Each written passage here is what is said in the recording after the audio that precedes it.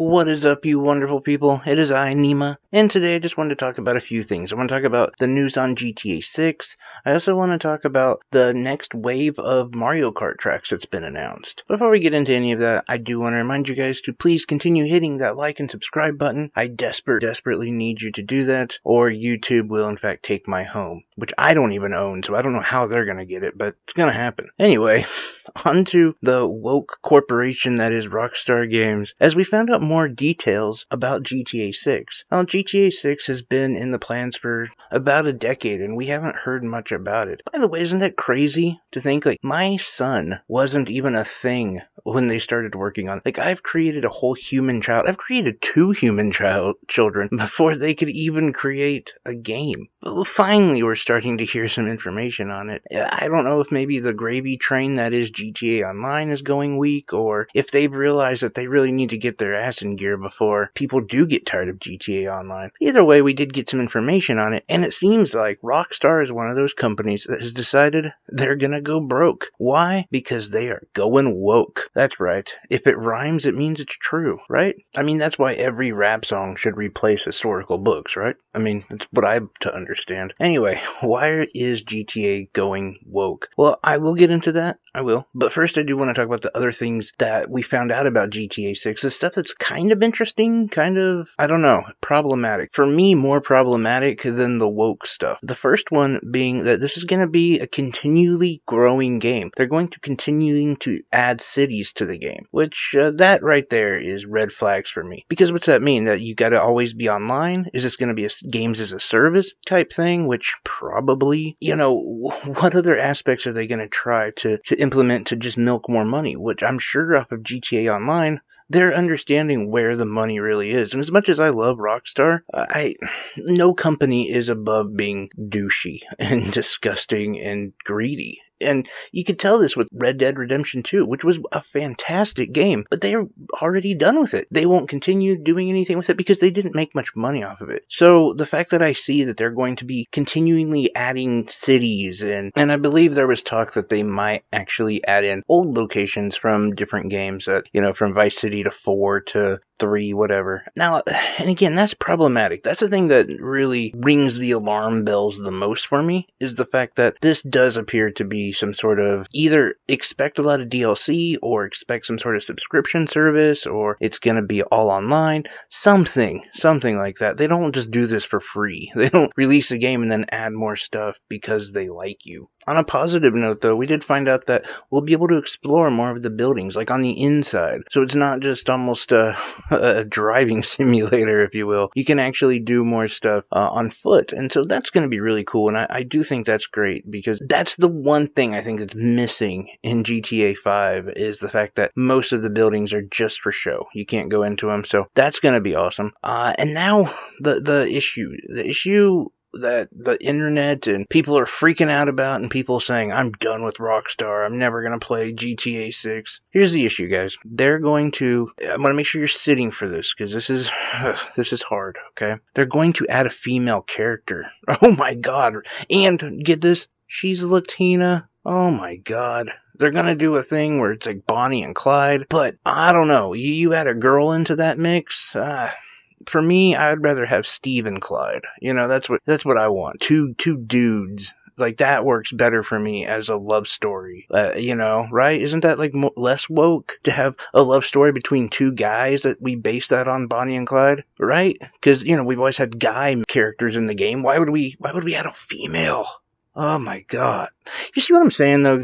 It's ridiculous. People are freaking out because it is a female Latina. Is going to be one of the main characters. One. Hopefully, I would like to see this idea with this Bonnie and Clyde. I would like to see if they did actually 3 characters, like they did in 5, where you could play as the female lead, the male lead, and then as a detective who's also trying to catch them. I think that would be cool, a really cool dynamic. But yeah, that's what people are freaking out about. Even though we've had Laura Croft, Ellie from The Last of Us, there's just a ton of female video game characters. Lightning, just tons I can think of off the top of my head. But this is why they say GTA and Rockstar is going woke, because they want to add a Latina.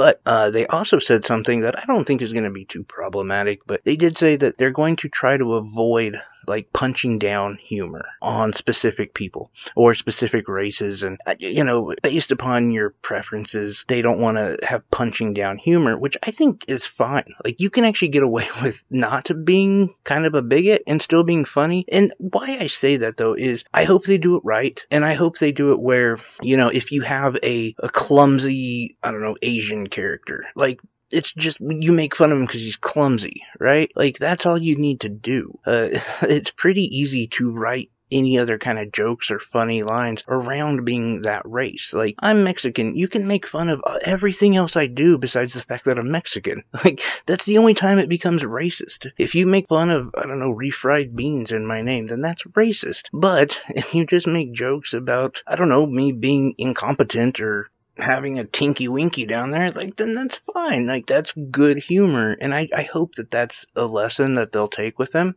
and I hope that that's something that we can get to in general, honestly, because I don't think that it's right, like, to not make fun of a lot of people. Like, oh, I can't make fun of them because they're part of the LGBTQ, or they're black, or they're Mexican, or whatever. No, we should be able to make fun of everybody, but just not on the things that make them, some of who they are as per, like, their preferences or their race or culture, And I think that should be that way across the spectrum. In fact, it gets to be a little bit more, I would honestly say, funny and definitely more creative when you can't just grab at low-hanging fruit, when you actually have to work in humor into something like that. I should know. I've been failing at it for a long time.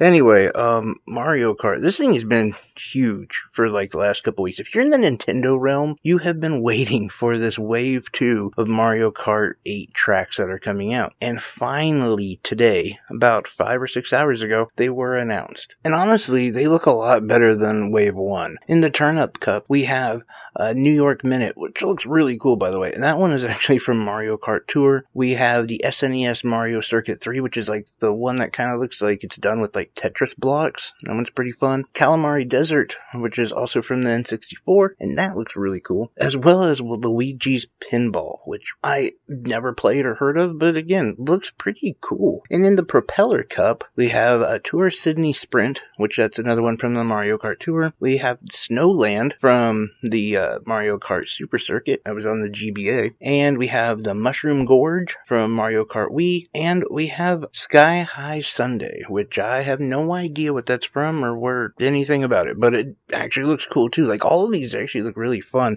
And not like wave 1 was that bad. There were just a couple that were, I don't know, less than great, and they're a little bit repetitive, but as you're looking into a lot of these look really pretty cool, and we won't have to wait that long, as they are to be released on August 4th, so that'll be next Thursday, and that's going to be pretty cool to be able to finally get into there, and, I don't know, maybe my subscription to Nintendo Online is actually worth something, but I don't know, I'm looking forward to it, just something new in Mario Kart. Basically nothing like doing a show where I'm talking about 2 games that have been around longer than both of my children. That's awesome. 2022. All right, here we are. Anyway, guys, that's just a little bit of the news that's going on. I wanted to just do a video talk with you guys. I was going to do a Mario RPG Part 2, but seems like I'm not going to have the time tonight. Got a lot of stuff going on, so just wanted in any way to reach out and interact with all of you. I appreciate y'all. I love y'all. Y'all take care. Bye-bye.